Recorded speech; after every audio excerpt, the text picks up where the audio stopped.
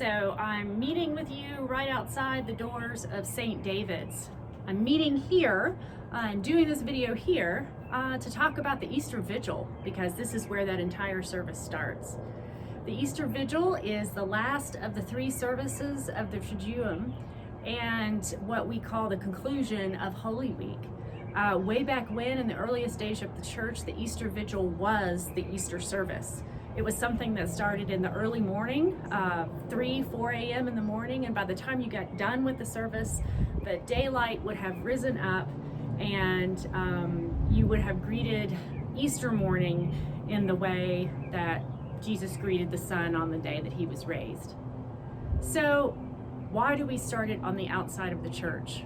Well, I'm going to use a candle, but typically there is a fire that is made again in the early morning hours. For those of us who are modern and don't want to get up at 3 and 4 in the morning, we've started to do the Easter Vigil on Saturday evening, and we light the fire at the stroke of dusk. So when sunset happens, that particular time is when we light the fire. The whole idea of lighting the fire, I can imagine you already know what the significance of that is. The light of Christ coming into the world, illuminating and dispelling all of the darkness with the truth of love.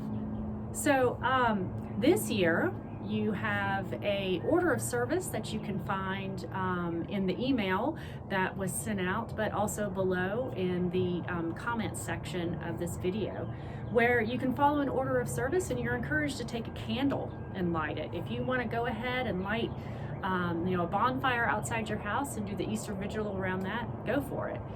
The whole idea of the Easter Vigil is not just to welcome the newly risen Christ, love having come back into the world again, but to also tell the story of salvation. So in traditional Easter Vigils, you actually have 12 readings.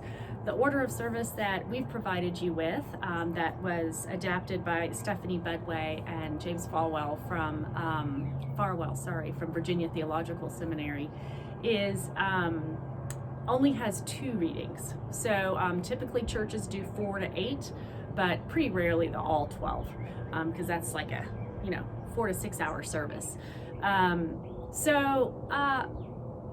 The whole idea is sitting around the campfire and telling stories, the great stories of a people who are telling the founding stories of who they are, where they're going, where they've come from, what their identity is.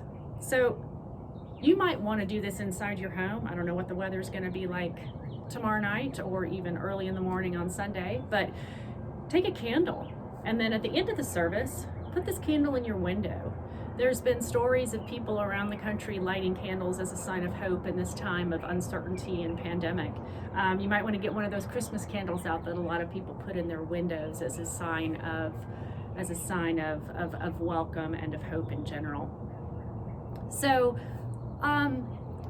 you're invited to follow along in the Easter Vigil. This is the night on which most of the early Christians were baptized. So all the catechumens, all of those who were preparing for baptism, were living for this night on which they would be baptized. For that reason, there is typically a renewal of the baptismal vows. We're going to do that on Easter Sunday, and so we've taken it out of this particular service to shorten it a bit for everyone. If you wanted to go ahead and put those in there and then do it again on Easter morning, good on you, do it. You'll find those in the Book of Common Prayer.